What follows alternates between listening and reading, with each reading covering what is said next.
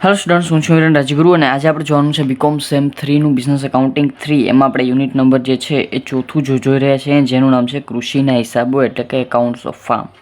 આજે આપણે એમાં ડિસેમ્બર 2024માં પૂછાયેલો દાખલો છે એ જોવાનો છે. બરાબર, શું કહેવા માગે છે તો કે શ્રી ભાવેશ પટેલની ખેતીને લગતી વિગતો નીચે પ્રમાણે છે. તેના આધારે નીચેના હવાલા ધ્યાનમાં લઈ તેમનું તારીખ 31/3/2024ના રોજ પૂરા થતા વર્ષનું કૃષિ ખાતું તૈયાર કરો.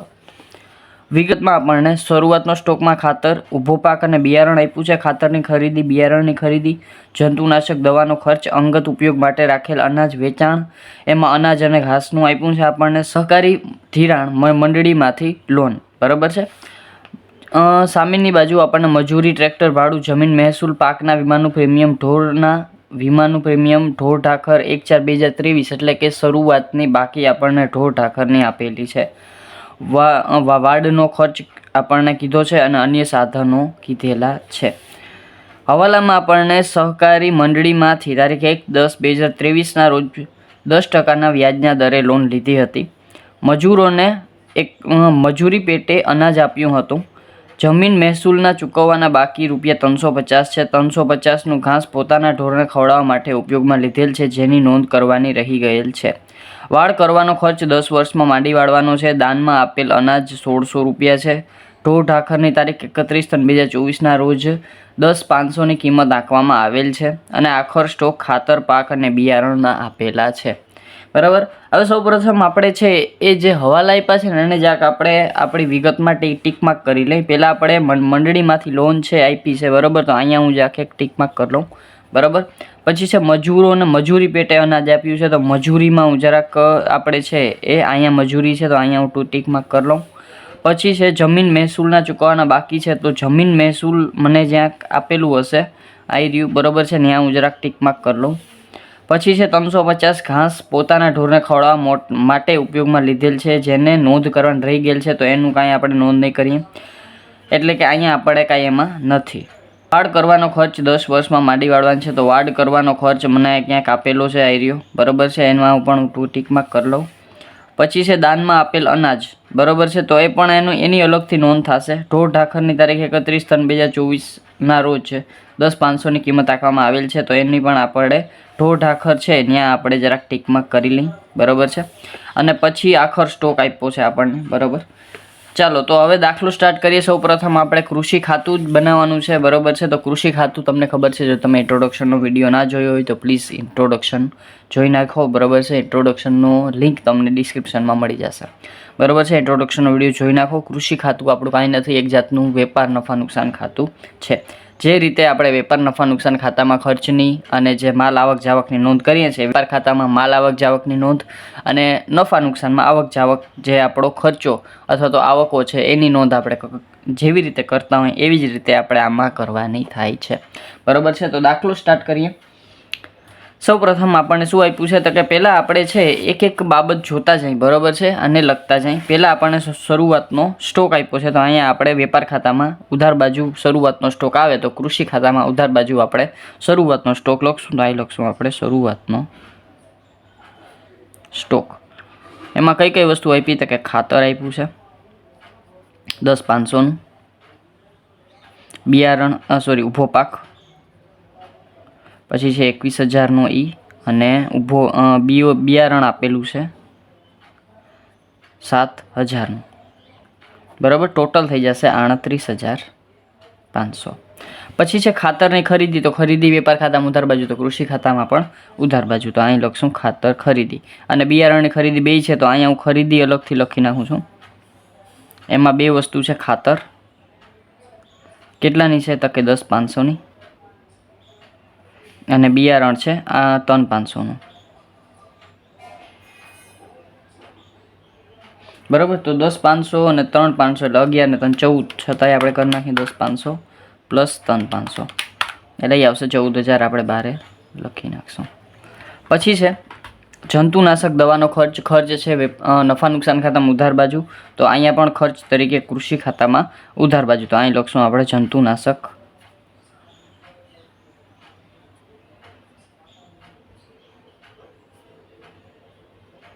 કેટલો છે તો કે 1400, તો 1,400. બરાબર છે. પછી છે અંગત ઉપયોગ માટે રાખેલ અનાજ. હવે રાખેલ અનાજ છે તો એક જાતનો આપણો ઉપાડ છે, બરાબર. તો ઉપાડ છે એ આપણે ક્યાં લખશું? તો કે વેપાર ખાતામાં જમા બાજુ, તો કૃષિ ખાતામાં પણ જમા બાજુ. તો અહીં લખશું આપણે અંગત ઉપયોગ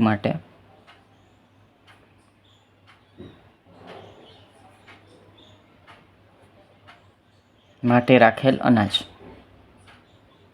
કેટલું છે? તો કે 7,000નું. તો અહીંયા આપણે 7,000. પછી છે વેચાણ. તો વેચાણ ક્યાં આવે? તો કે વેપાર ખાતામાં જમા બાજુ. તો અહીંયા પણ આપણે કૃષિ ખાતામાં જમા બાજુ વેચાણ. બરાબર. કેટલું છે? અનાજ અને ઘાસ બે વસ્તુ છે તો અહીંયા આપણે અનાજ. બરાબર. કેટલું છે? તો કે 80,500 અને ઘાસ છે 3,500. ટોટલ 84,000. તો ટોટલ આપણે 84,012 મૂકી દીધા. બરાબર છે. પછી આપણે સહકારી ધિરાણ મંડળીમાંથી લોન લીધી છે. બરાબર. સહકારી ધિરાણ મંડળીમાંથી લોન લીધી છે, પણ હવે લોન છે ક્યાં આવે? તો કે લોન સર પાકા સરવૈયામાં આવે. નફા નુકસાન ખાતામાં કે વેપાર ખાતામાં લોન લખાતી નથી. બરાબર. એ તમને ખબર છે દેવા તરીકે, લાંબા ગાળાના આપણે દેવા તરીકે જે છે એ લોન લખીએ છીએ. પણ અહીંયા આપણે જે છે એ લોન નથી લેવી, પણ લોનમાંથી આપણે એક હવાલો આપ્યો છે કે સહકારી મંડળીમાંથી તારીખ 1/10/2023ના રોજ 10%ના વ્યાજના દરે લોન લીધી છે. આ જે સહકારી મંડળી ધિરાણમાંથી લોન છે ક્યારે લીધી છે? તો કે 1/10/2023ના રોજ લીધી છે. આપણું હિસાબી વર્ષ 31/3/2024ના રોજ પૂરું થાય છે. બરાબર. એટલે કે આપણે આમાં વ્યાજ આપવું પડશે અને વ્યાજ આપણો ખર્ચ છે અને એને આપણે નફા નુકસાનમાં ઉધાર બાજુ આપણે આપીએ તો કૃષિ ખાતામાં પણ ઉધાર બાજુ આપણે એને આપવું પડે. બરાબર છે. તો અહીંયા આપણે લોનનું વ્યાજ આપવું પડશે. તો અહીંયા આપણે સહકારી મંડળીની વધારાની માહિતીમાં બરાબર સહકારી મંડળીની લોન પર વ્યાજ કેટલું છે? તો કે 21,000ની સહકારી મંડળીની લોન છે, એના ઉપર 10%ની કીધી છે આપણે, 10%નું વ્યાજ છે. તો 10% વ્યાજ આપવું પડશે. પણ કેટલા સમય માટે? તો અહીંયા આપણે 1/10ના રોજ લીધી છે એટલે કે 10મો મહિનો ગણી લેવાનો છે. બરાબર. અને 31/3 સુધી. તો 10મો મહિનો એટલે કે 10મો મહિનો આખો, 10મો, 11મો, 12મો, પહેલો, બીજો અને ત્રીજો એટલે કે 6 માસની લોન થાય. બરાબર. 10મો, 11, 12, 1, 2, 3 એટલે કે જાન્યુઆરી, ફેબ્રુઆરી, માર્ચ એટલે કે માર્ચના રોજ માર્ચ આખો લઈ અને પૂરું કરવાનું છે. એટલે કે 6 માસની આપણે છે એ લોન રાખેલી છે અને 6 માસનું વ્યાજ આપણે ચૂકવવાનું થશે. એને ગુણ્યા 6/12. બરાબર છે. તો 21,000ના 10% તો શું થાય? 2,100 અને એને ગુણ્યા 6/12. તો એને ગુણ્યા 6/12 તો એ થઈ જશે 1,050. એટલે કે આ વર્ષે 1,050 રૂપિયા વ્યાજના આપણે ચૂકવવાના છે. બરાબર છે. તો અહીંયા આપણે 1,050 લોનનું વ્યાજ. બરાબર છે. સહકારી મંડળીની લોનનું વ્યાજ. તો અહીંયા આપણે ઉધાર બાજુ કૃષિ ખાતામાં સહકારી મંડળીની લોનનું વ્યાજ. બરાબર છે. ટૂંકમાં લખી નાખ્યું. કેટલું છે? તો કે 1,050. બરાબર. આપણે અહીંયા આવ્યું હતું એ પ્રમાણે આપણે લખી નાખ્યું. ચાલો આગળ વધીએ. પછી છે મજૂરી. ચાલો તો મજૂરી શું છે? તો કે મજૂરી સર વેપાર ખાતામાં આવે ઉધાર બાજુ. બરાબર. તો એ ખર્ચ છે આપણો. તો કૃષિ ખાતામાં પણ ક્યાં આવશે? ઉધાર બાજુ. તો અહીંયા આપણે લખી નાખશું મજૂરી. કેટલી આપી છે? તો કે 4,375. એમાં એક હવાલો આપ્યો એટલે હું ઇનર કોલમમાં લખું છું 4,375. હવે 4,375 અને મજૂરીનો આપણને બીજી નોંધ આપી છે કે મજૂરોને મજૂરી પેટે અનાજ આપ્યું છે 1,750. મજૂરોને મજૂરી પેટે શું આપ્યું છે? અનાજ આપ્યું છે. તો એક રીતે અનાજ પણ જાય છે. બરાબર છે. તો એ પણ આપણે મજૂરીમાં શું કરવું પડશે? એડ કરવું પડશે. આપણો ખર્ચ થશે. બરાબર. તો અહીંયા આપણે પ્લસ કરશું મજૂરી પેટે અનાજ આપેલ. મજૂરી પેટે આપેલ અનાજ કેટલું છે? તો કે 1,750. તો અહીંયા પ્લસ 1,750. તો પ્લસ કરી અને 12 મૂકી દઈએ. 4,375 પ્લસ 1,750. તો અહીંયા આવશે 6,125. બરાબર. હવે હજી એક વસ્તુ આપણે આમાંથી કરવું પડશે. આ છે એ જમા ખર્ચી વ્યવહાર છે. હવે જો આ તો ખર્ચ હતો મજૂરી પેટે આપણે અનાજ આપ્યું, આપણો મજૂરી ખર્ચ છે એટલે આપણે ઉધાર બાજુ લખ્યું. હવે આ મજૂરી પેટે આપેલ અનાજ છે. બરાબર. આપેલ શું છે? અનાજ છે. અનાજ છે એટલે આપણો માલ શું છે? જાય છે. બરાબર. તો માલ જાય તો અહીંયા આપણે વેપાર ખાતામાં જમા બાજુ લખવું પડે. તો કૃષિ ખાતામાં જમા બાજુ લખશું. તો અહીં લખશું આપણે મજૂરી પેટે આપેલ અનાજ.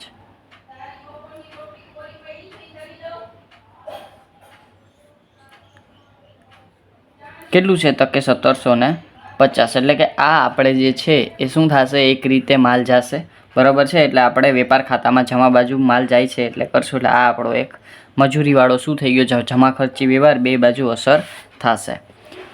પછી છે ટ્રેક્ટર ભાડું. ટ્રેક્ટર ભાડું આપણો ખર્ચ છે, બરાબર, 1750. તો અહીંયા આપણે લખી નાખશું ટ્રેક્ટર ભાડું.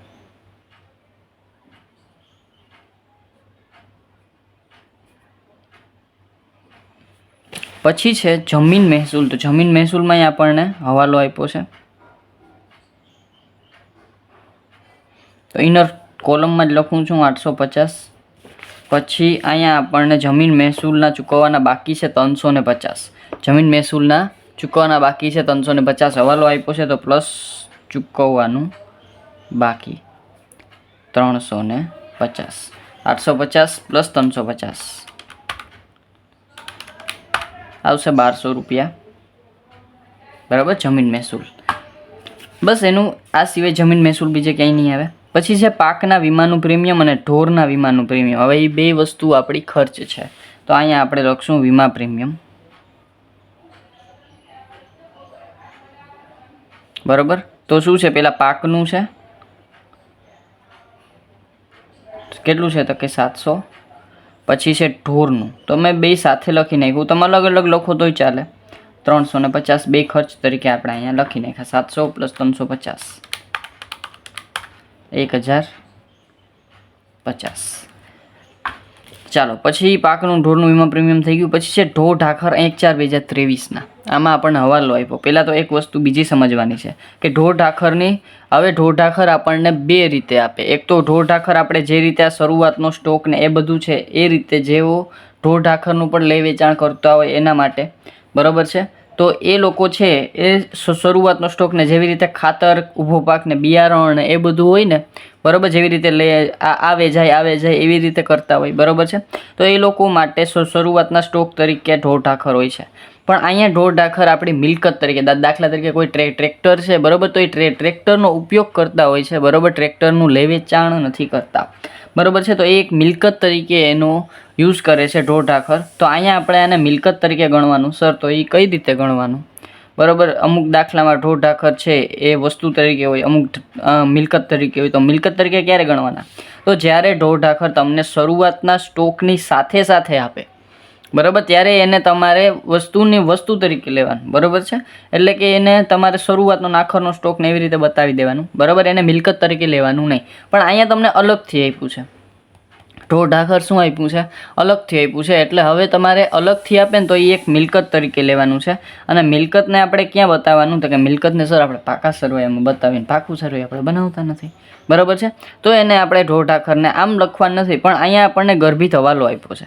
જો અહીંયા ઢોર ઢાખરની શરૂઆતની બાકી 1/4/2023ની વર્ષની શરૂઆતની બાકી ઢોર ઢાખરની આપી 13,125. અને અહીંયા આપણને હવાલામાં આપ્યું છે કે ભાઈ ઢોર ઢાખરની તારીખ 31/3/2024, 31/3/2024 એટલે આખરની બાકી. તો આખરની બાકી કેટલી છે? તો કે 10,500 એની આંકવામાં આવેલી છે કિંમત, બરાબર. હવે જુઓ, શરૂઆતમાં ઢોર ઢાખર કેટલા હતા? 13,125. આખરમાં કેટલા હતા? 10,500. તો ઢોર ઢાખરમાં શું થઈ ગયો છે? ઘટાડો થઈ ગયો છે, બરાબર. તો એ ઘટાડો શું છે? તો કે ઘટાડો છે ને એક જાતનો આપણો મિલકત પર શું થયો? ઘસારો છે, બરાબર. શું છે? ઘસારો છે. તો અહીંયા આપણે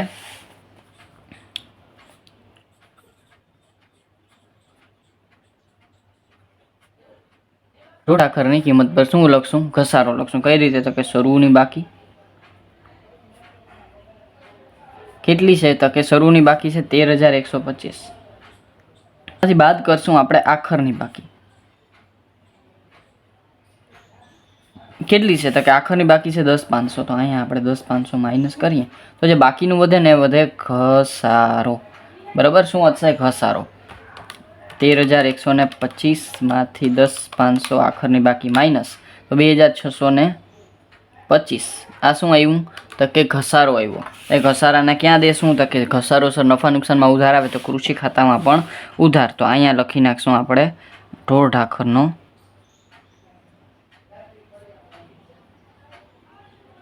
ઘસારો 2,625. ચાલો, ઢોર ઢાખરનો ઘસારો. પછી છે વાડ કરવાનો ખર્ચ. ચાલો તો 10,500 વાડ કરવાનો ખર્ચ, એમાંય આપણને હવાલો આપ્યો છે. શું આપ્યો છે? તો કે વાડ કરવાનો ખર્ચ 10 વર્ષમાં માંડી વાળવાનો છે. વાડ કરવાનો ખર્ચ કેટલામાં? તો કે 10 વર્ષમાં માંડી વાળવાનો છે. તો અહીંયા આપણે વાડ કરવાનો ખર્ચ 10 વર્ષમાં માંડી વાળવાનો છે, બરાબર. તો વાડ કરવાનો ખર્ચ છે કેટલો? તો કે વાડ કરવાનો ખર્ચ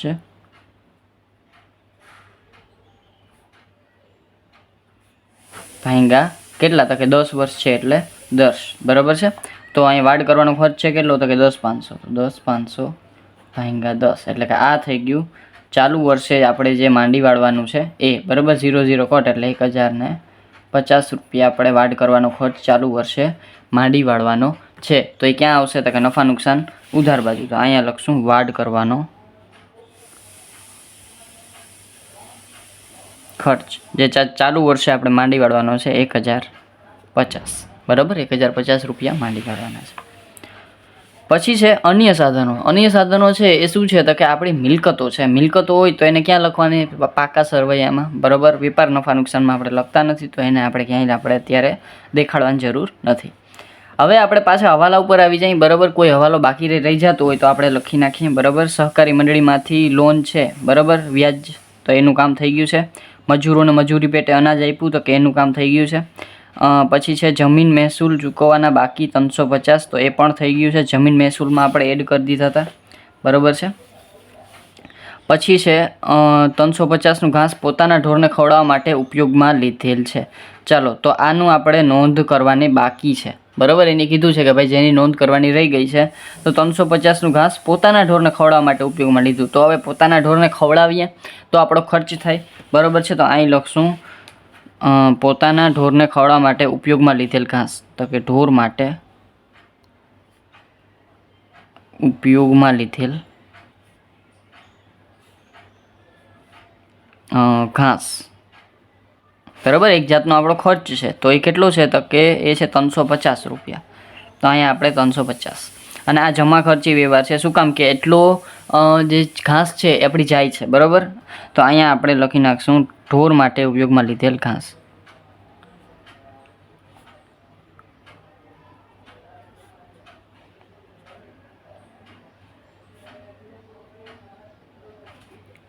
બરાબર છે. ચાલો તો એ થઈ જશે 350. પછી છે ચોથું થઈ ગયું. તો આપણે ચોથો હવાલો જોઈ લીધો. પછી છે વાડ કરવાનો ખર્ચ 10 વર્ષમાં માંડી વાળવાનો છે, એ પણ થઈ ગયું. પછી છે દાનમાં આપેલ અનાજ 1600. ચાલો દાનમાં આપ્યું છે તો એક જાતનો આપણો ખર્ચ છે. તો અહીંયા આપણે લખશું દાનમાં આપેલ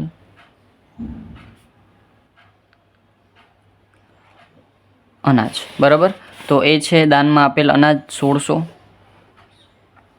બરાબર. અને આ એ જમા ખર્ચી વ્યવહાર છે. શું કામ? અનાજ જાય છે, બરાબર. તો વેપાર ખાતામાં પણ આપણે જમા બાજુ જે છે એ નોંધ કરવી પડે, તો એ જ વસ્તુ કૃષિ ખાતામાંય થશે. તો અહીં લખશું દાનથી આપેલ, દાનમાં આપેલ અનાજ, પેલું 1600 રૂપિયાનું, બરાબર. દાનમાં આપેલ અનાજ થઈ ગયું, બરાબર છે. ચાલો આ થઈ ગયું દાનમાં આપેલ અનાજ. પછી છે ઢોઢ આખરની બાકી આપી છે, તો એનું પણ કામ આપણે થઈ ગયું. આપણે ઘસારો લઈ લીધો હતો. પછી છે આખર સ્ટોક, ખાતર પાક અને બિયારણ. તો આખર સ્ટોક આપણે જે આપ્યો છે એને આપણે અહીં લખી નાખીએ. તો અહીં લખશું આપણે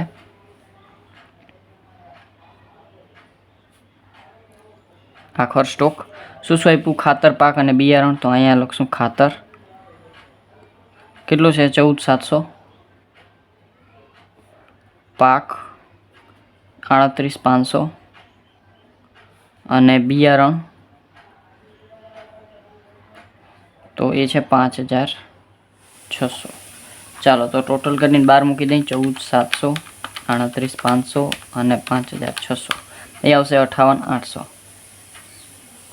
ચાલો આ વસ્તુ થઈ ગઈ. હવે આપણને કાંઈ પણ જાતની વસ્તુ બાકી રહેતી નથી. તો હવે આપણે શું કરશું? તો કે આપણું ખાતું છે એ બંધ કરી નાખશું, બરાબર છે. ચાલો તો પહેલાં જમા બાજુ વધારે દેખાય છે 84,000, 58,000. એટલે આપણે જમા બાજુ ટોટલ પહેલાં કરશું 84,000, 7,000, 1,750, 350, 1,600 અને 58,800. એ આવશે 1,53,500. તો અહીં લખશું 1,53,500. અહીં 1,53,500 અને આ બાજુનો ટોટલ કરી નાખીએ 38,500, 14,000, 1,400, 1,050, 6,125, 1,750, 1,200, 1,050, 2,625, 1,050, 350 અને 1,600. ચાલો તો એ આવશે 70,700 માઇનસ કરી નાખીએ 1,53,500માંથી, તો એ આવશે 82,800 અને આ આવશે આપણો ચોખ્ખો નફો. તો અહીંયા લખશું ચોખ્ખો નફો 82,800. બરાબર છે, આ આવી ગયો આપણો 82,800 ચોખ્ખો નફો. અને આ થઈ ગયો આપણો ડિસેમ્બર 2024માં પૂછાયેલો દાખલો. બરાબર છે, છતાં તમને કાંઈ પણ જાતનો ડાઉટ રહી જાય તો મને કોમેન્ટમાં પૂછી લેજો. અને જો વિડીયો ગમે તો તમને ખબર જ છે, લાઇક શેર સબસ્ક્રાઈબ જરૂરથી કરી નાખજો, જેથી કરીને આવતા વિડીયોઝ તમને સરળતાથી મળતા રહે. Thank you.